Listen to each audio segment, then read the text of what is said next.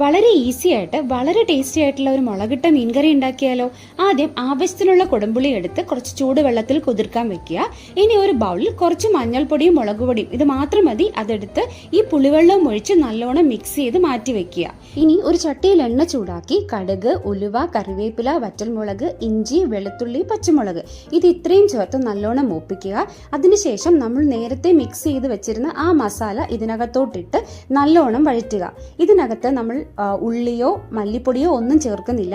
ഇത്രയും ഇൻഗ്രീഡിയൻസ് മാത്രമേ ഇതിനകത്തുള്ളൂ. നല്ലോണം വഴറ്റി എണ്ണ തെളിയുന്നത് വരെ വെയിറ്റ് ചെയ്യുക.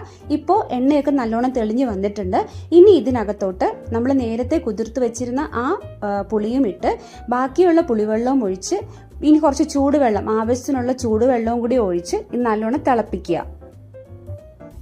നല്ലവണ്ണം തിള വരുമ്പോഴേക്കും അതിനകത്ത് കഴുകി വൃത്തിയാക്കി വെച്ചിരിക്കുന്ന മീൻ കഷ്ണങ്ങളും ഇട്ട് അടച്ചു വെച്ച് വേവിക്കുക. ഇതിനകത്ത് നമ്മൾ ഉള്ളിയോ മല്ലിപ്പൊടിയോ ഒന്നും ചേർക്കാത്തത് കൊണ്ട് ഇത് പെട്ടെന്ന് കേടാവുകയുമില്ല, നല്ല ടേസ്റ്റുമാണ്. പെട്ടെന്ന് തന്നെ അതിനകത്ത് പുളിയും ഉപ്പും ഒക്കെ പിടിച്ച് കിട്ടും. ഭയങ്കര ടേസ്റ്റുള്ള ഒരു മുളകിട്ട മീൻകറിയാണ്. നിങ്ങൾ തീർച്ചയായിട്ടും ട്രൈ ചെയ്ത് നോക്കണേ.